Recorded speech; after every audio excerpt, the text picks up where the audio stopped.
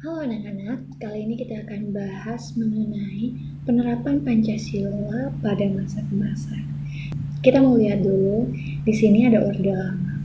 Itu masa Orde Lama yang ada masa pertama, masa kedua, dan ketiga. Di masa yang pertama itu tahun 1945 sampai 1950. Di masa yang kedua dari tahun 1950 sampai 1959. Dan di masa yang ketiga ada di tahun 1959 sampai 1966. Nah, kita mau lihat dulu pada tahun 1945 sampai 1950. Di masa ini, Indonesia itu masih ada dalam masa kemerdekaan. Nah, hal ini yang membuat banyak tantangan yang terjadi di Indonesia.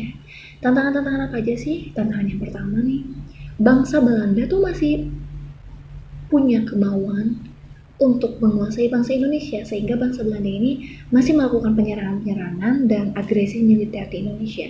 Dan yang kedua itu masih ada segelintir orang yang menginginkan pergantian Pancasila menjadi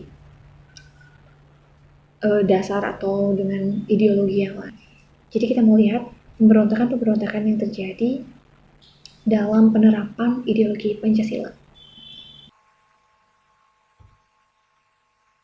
Nah, ini dia yang akan kita bahas. Ada 5 hal. Yang pertama adalah pemberontakan PKI, yang kedua pemberontakan DI atau Darul Islam, yang ketiga APRA, 4 Andi Aziz, dan yang kelima pemberontakan RMS. Ini bisa kita lihat ya. Yang pertama pemberontakan PKI. Oke. Pemberontakan PKI terjadi pada tahun 1948. Musso memproklamasikan berdirinya negara Republik Soviet Indonesia pada tanggal 19 September 1948. Jadi Musso ini ingin mengganti negara Indonesia yang berlandaskan Pancasila menjadi negara Republik Soviet Indonesia. Kamu bayangin gak? Kamu bisa bayangin lah. Maksudnya yang kita negara yang baik-baik aja kayak gini pengen diganti jadi Republik Soviet. Tujuannya adalah untuk merebut kekuasaan dan mengganti dasar negara Indonesia dari Pancasila menjadi komunisme. Nah, jadi si Musso ini pengen ngeganti yang tadinya Pancasila jadi komunis. Oke, peristiwa ini terjadi di Madiun. Tapi Madiun berhasil direbut kembali pada tanggal 30 September 1948. Ini dia foto-fotonya. Yang kedua, pemberontakan DI atau Darul Islam. Biasa disebut Tentara Islam Indonesia atau TII. Nah, DI atau TII ini ingin mendirikan negara dengan dasar Islam. Pada tanggal 7 Agustus 1949, Kartosuwiryo memproklamasikan berdirinya negara Islam Indonesia. Setelah itu, pasukan Amir Fatah menyatakan bergabung dengan DI pada tanggal 23 Agustus 1949. Pemberontakan ini segera ditumpas oleh tentara yang didukung rakyat Indonesia.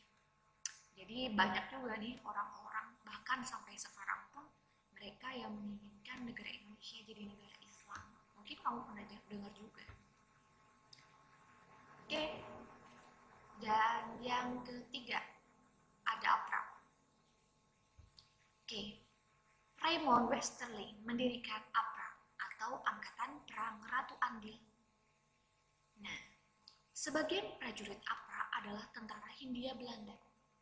Tujuan APRA adalah mempertahankan bentuk negara Pasundan di Indonesia dan mempertahankan adanya tentara sendiri. APRA melakukan pemberontakan pada 23 Januari 1950 dan berhasil menguasai sebagian kota Bandung.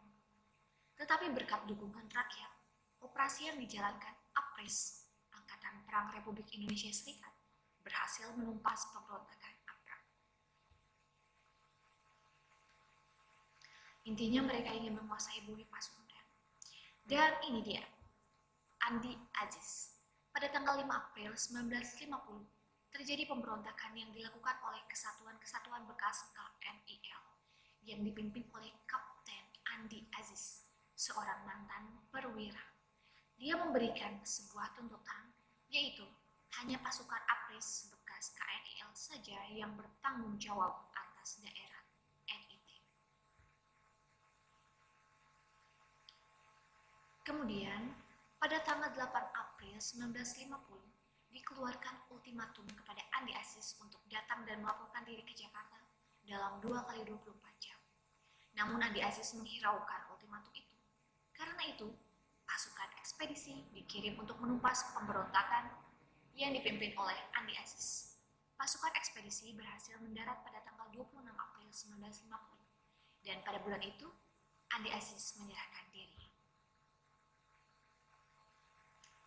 Yang kelima, pemberontakan RMS atau Republik Maluku Selatan yang dipimpin oleh Dr. Somogyam, mantan jaksa agung di NTT atau Nusa Tenggara Timur.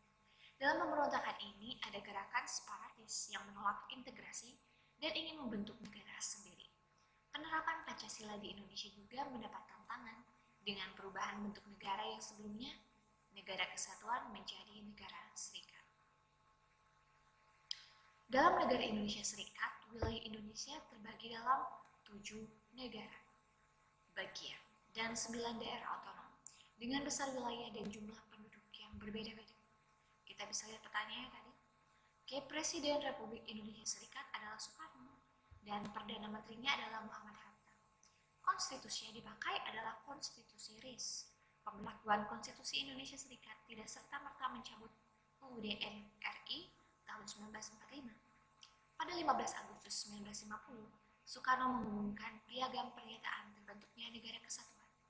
Presiden Soekarno juga menandatangani UUD 1950 dan berlaku sejak 17 Agustus 1950.